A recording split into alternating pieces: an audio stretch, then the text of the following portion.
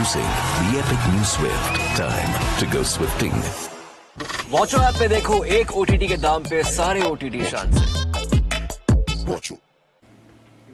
So much can happen over a World Cup weekend. In just the last couple of days, we've seen Afghanistan thrash New Zealand, Bangladesh edge Sri Lanka, Netherlands scare South Africa, Australia give England a lesson. That followed up by Scotland beating Oman to leave the defending champions on the brink.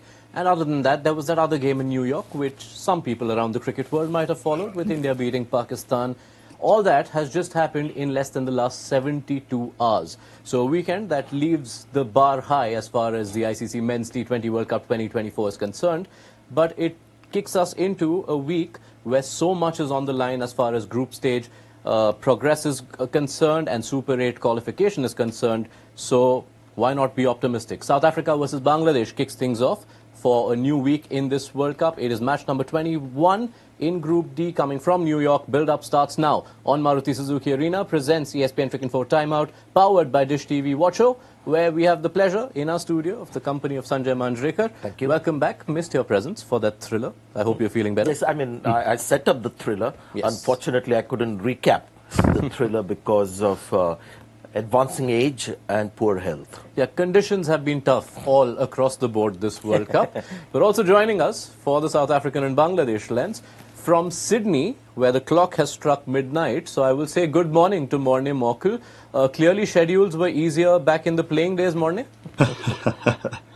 Good morning, guys. Yeah, great to see you all, Sanjay. Sorry to hear that you're not feeling your best. But yeah, I'm happy here and looking forward to another exciting game.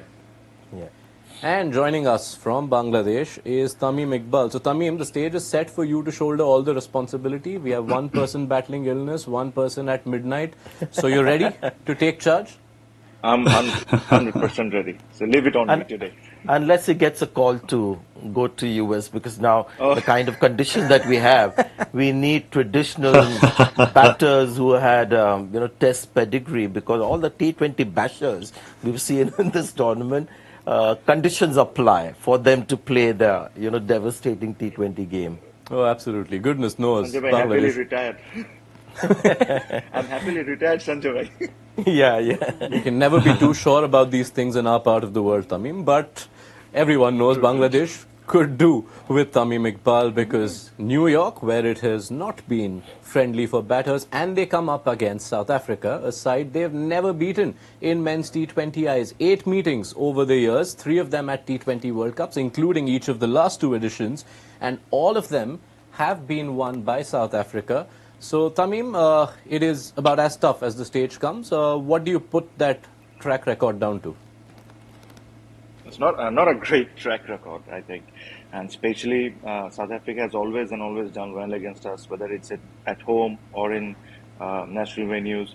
So I think this is a great opportunity for Bangladesh to do something that they've not done before. For that, I think they need to play their 100th best game. Very surprised to see a little that South Africa has opted to bat first today. Yeah. I was hoping whoever win the toss will bowl first. So that's a surprising decision, but maybe it's good for Bangladesh. Maybe today is the day. Yeah, you'll have your fingers crossed. And as Tamim has confirmed, South Africa have won the toss. Aiden Markram deciding to bat. He says the reasoning behind that is that they're going with a used wicket. This game happens on the same pitch where India played Pakistan on Sunday, which was the same pitch where Netherlands played South Africa on Saturday. Does that reasoning justify batting first? Not really, because it's still a morning start, and there's likely to be something in the pitch in the morning. 2 reasons. One is that obviously used pitch, plus I think South Africa batting first is something they've always loved with the kind of batters that they have. Those could be the reasons, but I would still want to, bowl first, because there's just a little more bowling first, at least in the first 6 or 7 overs, which is a lot of a T20 innings. Morne, what do you make of that decision from Markram? I think it's not a bad call, personally. Yes, there might be something in with the new ball up front that first couple of overs. But I also feel like watching the last couple of games, sort of after 10 overs, the 10-over mark, it's almost like the wicket is playing slightly better. So can that be a window after hopefully a good platform by the openers of South Africa, can they make use of that last 10 overs, put a good score on the board, and if the wicket does get a little bit slower and lower towards the back end because it's a used one, that might just work into South Africa's favour. All right, let's see how both these teams are lining up. Playing 11s coming up shortly. South Africa, who won both their games so far, chasing low totals. First against Sri Lanka, then against Netherlands, both of them in New York and on expected lines. They go in unchanged. The full complement of those 4 fast bowlers who have been firing it in New York in Janssen, Rabada, Nokia and Bartman, Keshav Maharaj, their spin bowling option, and Makram obviously a bowling option too. Let's see Bangladesh, who beat Sri Lanka in their opener, which was in Dallas, where they had to chase 125 and it got tricky. We do see one change there. Tamim, Jakar Ali gets a game. What do you make of that decision? I think it's a fair decision because he's someone who comes late down the and can strike the ball quite big. He has played a couple of T20s, has done really well in domestics.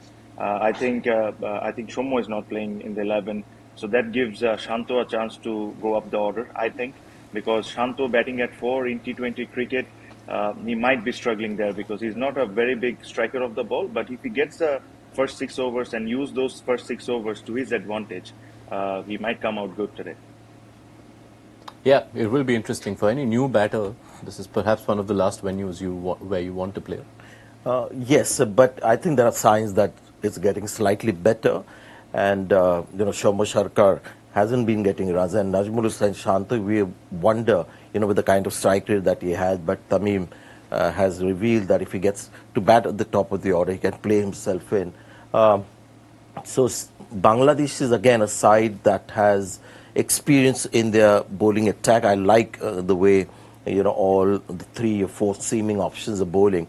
It's going to be about batting in the end, isn't it? So the team that bats better because all bowling sides are starting to look good. Yeah, and batting is the conversation. New York has been the subject of such debate, hosting cricket for the first time, a new World Cup venue as cricket looks to expand into a new market. 5 matches so far. There's been nothing in it for the batters, and as Alicia Keys once sang, New York, concrete jungle where dreams are made of. There's nothing you can't do, with the exception, Sanjay, perhaps, of scoring big runs. Yes. Enough has been said about the pitch, and I think in a few weeks' time we'll be going away from US and playing a few matches in the West Indies, where again, it's not like the pitches are going to be easy, but I wonder, I think it might be something that we could maybe talk to Morne and Tamim, whether these kind of pitches, obviously we're not seeing the 4s and 6s, but we're seeing a lot of surprises, seeing some close finishes as well, whether that also is something that will entertain, and whether it's appealing to the viewers, or is it just about 4s and 6s, which the IPL provides. Let's get the bowler to weigh in. Morne? Look, I think, we've been accustomed the last couple of years of seeing a lot of boundaries, but I always thought, a wicket that sort of is a 160, 170 wicket that brings in the batters and the bowlers has always been entertaining. And the last 2 surfaces, obviously the next extreme. But I would still like the batters to, find a way and adapt. And like you say, maybe, you don't have to go at a strike rate of 180. Let's bring the quality or the class back into the game where, there's a bit of game smartness. Can you rotate strike? Can you absorb the pressure? And then from there, make a play. I think that's just as entertaining as a high-scoring game where, up until the 19th or the 20th over, there's still a result possible. So I don't mind a bad wicket, to be honest. Maybe it's just the bowling side of me coming out. Always used to have sleepless nights bowling to Tamim and those guys on flat wickets. But yeah, obviously the viewers, they want to see the boundaries and they want to see the 6s and 4s and the fireworks and all of that. Yeah, because the fact is, Tamim, Yash, there's been something to talk about. It's not like we turn up, expecting the same. So I just wonder, in a very different way, the T20 World Cup has got a lot of attention because of the kind of scores that we've got.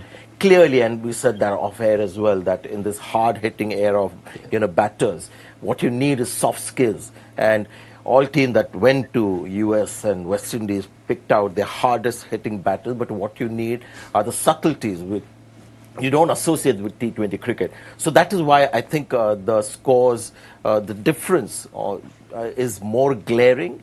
I think people in the olden time would have adjusted to the pitches a lot better. And on a flat pitch, obviously, olden time players would have got maybe 180, 190, whereas, today's batters get around 270 on those kind of scores.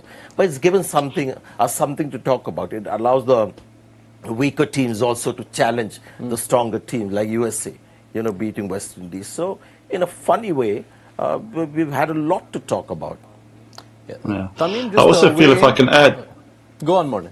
if I can add thing, I think it's a nice challenge for batters to move away from this World Cup and say, I'm a guy that can score runs on all the conditions.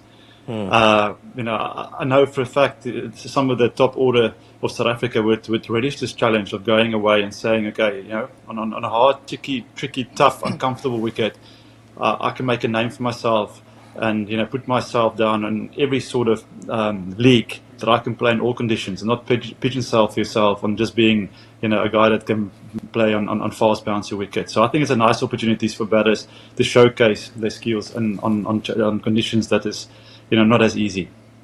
Also, I think what has happened is, I'll get Tamim to weigh in as well, but it's a thought that I had that the real, good batters are coming through. For India, you see Rishabh Pant now making a mark. So anyone who's been consistent on these kind of pitches is an exceptional player.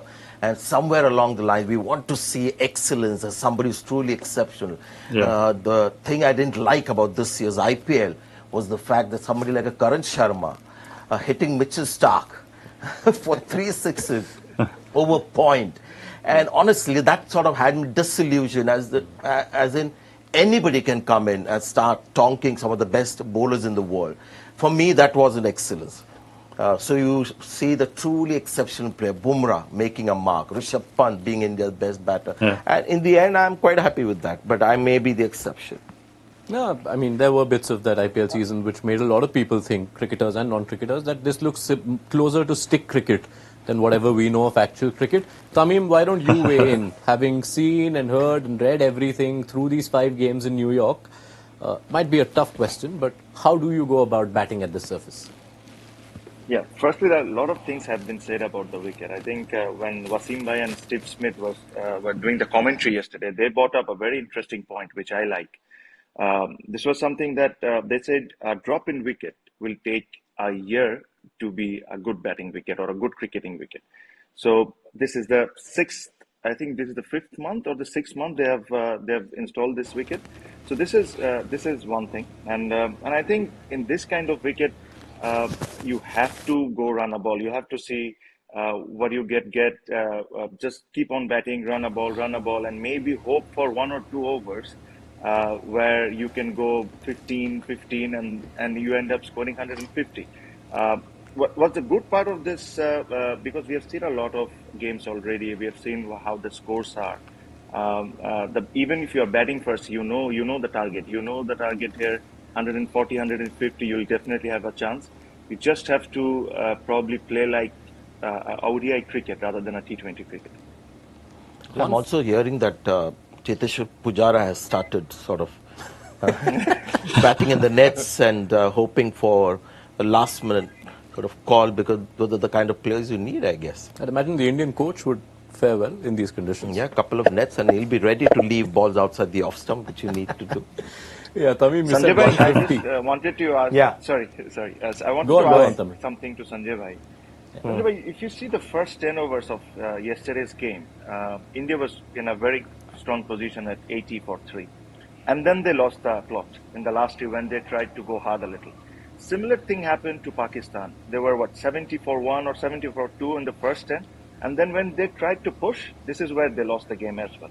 Do you think this is something that you need to keep on batting and playing cricketing shots? Don't try to whack it every ball and then it becomes more difficult? What do you reckon about that? Yeah, see, when India was batting well, obviously Rishabh Pant was the main batter, and Rishabh Pant is a great model to look at, because this is a guy who can play the big game, but when he wants to sort of start off his inning, he plays with the still bat a lot. He plays close to the body. He'll take the odd 1 or 2, and then he'll decide, okay, next one, has got to disappear. Then you see the big game.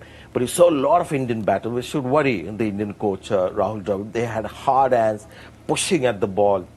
And the worst thing you can do, which is actually ingrained in the modern batter, the instinct of, hitting through the line and hitting with hard hands. So any batter who's not able to make that adjustment is struggling. It's amazing that we're talking about soft hands and playing the ball close to the bat, because that comes into focus when we're talking about Test cricket. But now I think in these conditions, the subtlety, the soft skills, you've got to kill the opposition softly.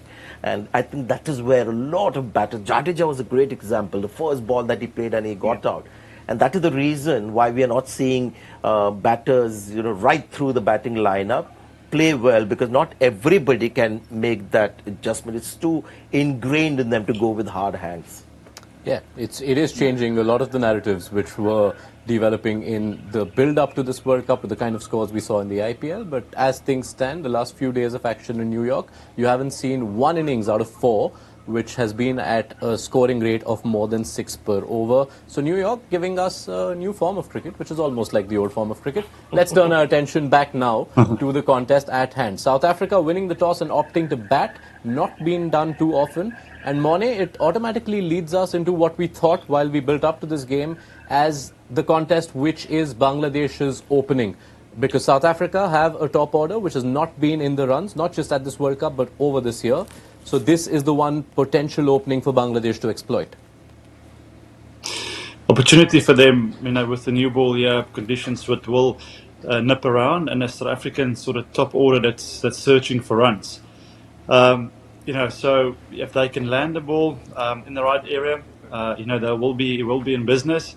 But I do feel, today South Africa, Quinny, he's the type of guy that give him 1 or 2 shots, let him feel that bat in the ball in the middle of the bat, and he can get a bit of rhythm going. Markram got sort of burgled and caught down leg, in the last game against Netherlands, so he'll also be hungry for runs. So those guys, they're going to feel the pressure this morning, up front, with the bat. So if Bangladesh can get it right, if they can, like I say, bowl that Test match length. They've got guys with skill, they've got guys with pace. There's enough in this attack of Bangladesh that can put South Africa early in the back foot. So it's going to be a fantastic contest between bat and ball. Yeah, we bring up the power play in particular because that is where South Africa were really scared by the Dutch in their last outing. They were chasing 104 and they were 16 for 4 at the end of the power play. That is South Africa's lowest ever power play total in T20 World Cups. It is also the lowest by any side in this edition so far. Now, what do Bangladesh have to throw at South Africa? They have a Tashkin Ahmed, who, when you look at his numbers in the power play, in the power play in T20s over the last couple of years, he has been a real threat. Tamim, a lot of the onus on potentially rattling South Africa and giving Bangladesh the early edge in this game lies with Tashkin? 100%. I think he is one of the most improved bowler of Bangladesh in last 2 to 3 years. He has been getting a lot of success, especially with the new ball and the way he's bowling. He has the pace. He has the skills to trouble the world-class batsman. And I think he will play a very, very important part. But as Morne said, that Quinton is someone that Bangladesh also will be keeping an eye on. The last time I played against South Africa, Quinton did took on Tashkin because he knew how difficult can Tashkin be sometimes. So I won't be surprised if Quinton comes out and start hitting Tashkin, try to hit Tashkin just to put offline. So I think, if Bangladesh has to get success today, the fast bowlers are the guy who has to get them all the success. Yeah, Quinton de Kock. Everyone will have a lot of memories of so many occasions where he's just taken to the occasion, dominated power plays. But this has not been a year that has been easy on him. You look at his run of scores in the last few games and you can see that he's been in trouble. In the last 10, there's just one knock of 50 and it's been a while since he scored that 2 against CSK in the IPL. De Kock's form, not just at this World Cup, but is it a concern for South Africa? Actually, I have no answer for that. I mean, it's a concern, obviously, because he's their class players at the top of the order. He sets the mood of the whole innings. I saw him get out to Wanindu Hasaranga after being set in that game against Sri Lanka, hitting through the line. And in the last game, unfortunately, he ran out without facing a ball. So let's not look too much into his performance in this tournament. But Morne might be able to answer whether there's something that's changed with Yeah. Quinton de Kock, because he's such a fantastic player. Whether there's something overall, with Quinton de Kock as to where his batting graph is heading. Morne? I just think, first of all, it's when you write your starting 11 down, it is so hard, I think, for a coach not to add Quinton de Kock, in that starting 11. Or if you maybe go out or you walk into the dugout and you see Quinton de Kock with a bib, because you just know he's X factor, and on the day, he can turn it on. Yes, he's been lean, the last season or two, but Quinny, like I said earlier, he's a guy who doesn't really overthink the game. He keeps it simple. He'll watch the ball, and he'll commit and play the ball as he reads it off the surface. And I think that's important on this type of wicket they're going to play on today. It's a type of sort of venue you don't want to look too far ahead. Stay in the moment. Play the ball that's coming towards you and react to it. And that's Quinny's style.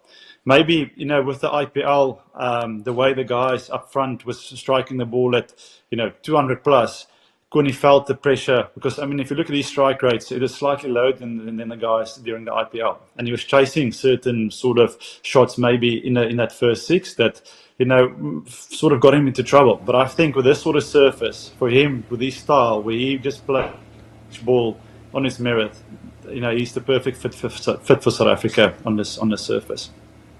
Yeah, South Africa will look for de Kock to be back among the runs, but even as they fret on their left-handed opener, their left-handed middle-order batter was the one who took them to victory over the Netherlands. David Miller, 59 of 51, and he said the wicket played better than the last game, which I guess he is the first batter who can say that with a half-century under his belt, but also showing that he's another batter who we'd associate with the big hit, someone who will thrive when he can hit the sixes, but showed that you can adjust and then bat a different way.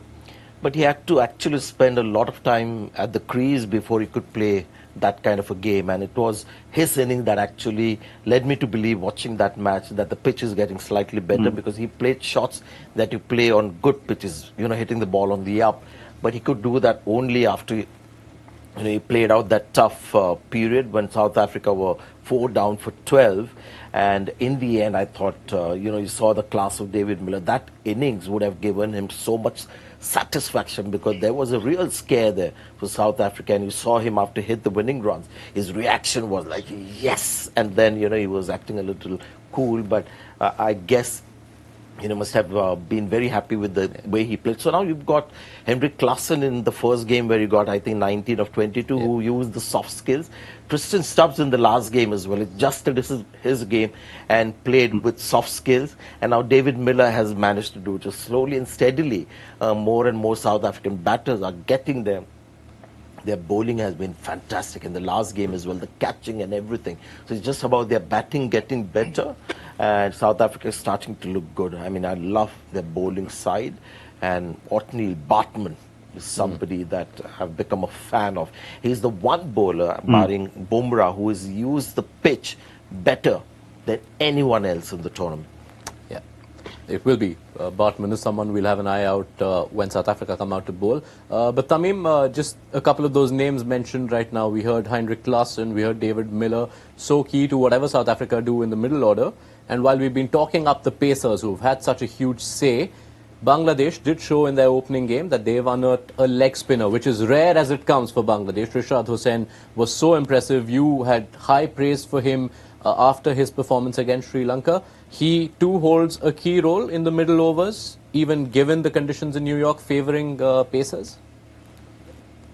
He will, I think. But as I said previously, that you have to be really patient with him, because he is coming up with a team who plays spin well generally, especially if you see Klassen, if you see Stubbs in the middle order, David Miller. These are the guys who play spin well, and they can go big. So I think he can play a part, but the captain has to be really smart handling him, because all those games that we have seen in New York, we have seen there's not too much for the leg spinners or off spinners or left arm spinners, whoever. So I think the captain might have to give him those easy overs, which means the 7th over of the game, just to feel him comfortable and just to find his length and try and bowl the best he can. And he will have to bowl his 4 overs in front of Klesen and others. So it will be interesting to see how he copes up with. Even if he has a fantastic game, which can be really good, if he doesn't have a good game, you have to be patient with these leg spinners. As I said in the previously, India is a great example of handling Kuldeep and Chahal. When they started, they were not match winners, but they kept on backing him, and now they're match winners for India. So we have to do similar what India has done for them. Yeah, I'm just going to back up your point around the lack of use of wrist spinners at New York so far. When you look at the games that have happened, there have been a fair few wrist spinners who featured, but very few overs given to them. Also well reflected in the fact that India have played their opening 2 games and not used Kuldeep Yadav. There's a lovely point Tamim threw up when we were reviewing Bangladesh-Sri Lanka, where he spoke about how the pressure on a new player, especially after they perform early on, becomes even tougher in our parts of the world. Because you become a hero in one outing, and then if it doesn't go well, it can go down south quite quick. Yeah, I mean, expectations we have a lot from our players. But yeah, the story with wrist spinners is they are of great value and there's nothing in the pitch. You know, these are guys who will get turn and bounce on pitches that are flat. There's a bit of mystery around how they bowl. So, you know, batters who will just hit through the line find wrist spinners a bit tough to, you know, get away, and that's why Kuldeep Yadav has been so successful. But this tournament has been so different that wrist spinners are not as valuable as they normally are in T20 cricket, because you'd rather have a medium pacer, you know, bowling. I mean, the greatest, you know, evidence of that was when Sri Lanka had against South Africa, Tikshana playing in that game, didn't bowl a single over. And they had people like Dasun Shanak and Angelo Matthews bowling. So this is a completely different T20 tournament. And that's why, you know, interestingly, I've just realized I'm enjoying it more because it's at least given us something different. Yeah, I can see that. It seemed to get a bit boring during the IPL, but you look a lot more excited right now. Sanjay was also excited by the mention of Otniel Bartman. He brought that name up earlier. He's been part of this 4-pronged South African pace attack who have really been on song in the 2 games they've played. And those numbers will make you feel extremely proud, won't they, Morne? I mean, whatever the conditions, these are outrageously good numbers for any fast bowlers. That's almost like test match numbers. If you look at the economy right there, 2.5. I mean, you know, where would you say in 2024 a fast bowler is going to have an economy rate of 2.5? Yeah, but you know, he's a guy who had a fantastic domestic season. He did really well in the SA20. You know, his team, the Sunrisers, won the SA20, and he played a huge role. He bowled fantastically well with the new ball up front. But I was very impressed with his skills at the back end. And yeah, he jumped the queue, you know, sort of went past Lungi Ngidi, and I mean, he's taken his opportunity, bowled beautifully. You know, in the first game, his first World Cup game, you can imagine a lot of pressure, and from there to back it up against the Dutch was great to see.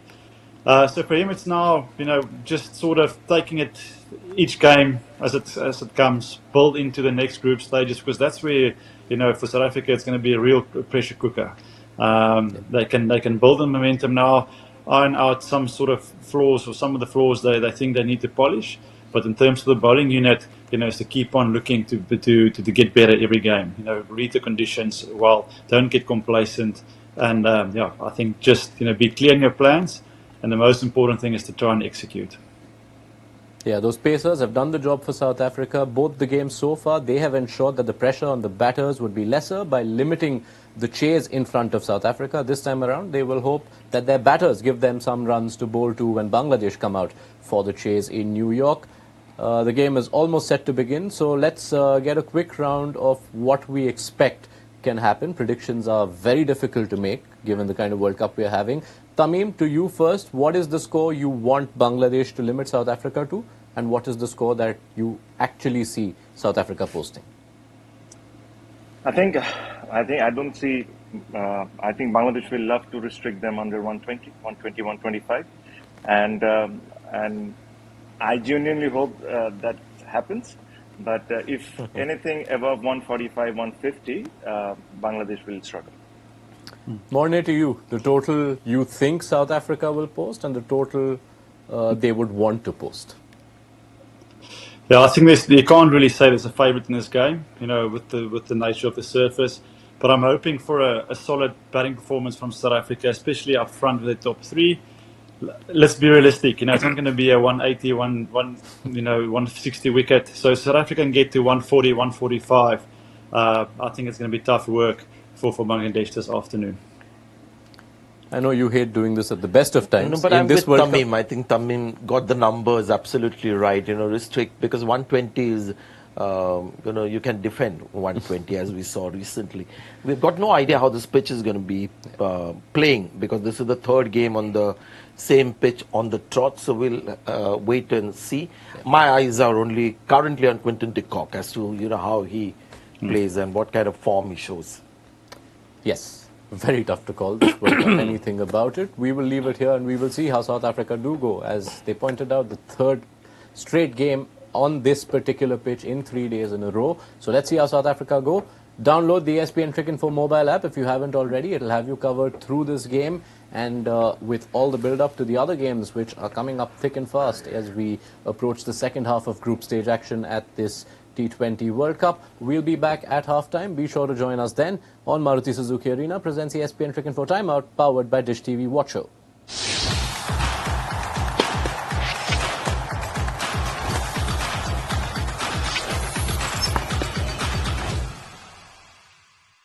Introducing the epic new Swift. Time to go swifting.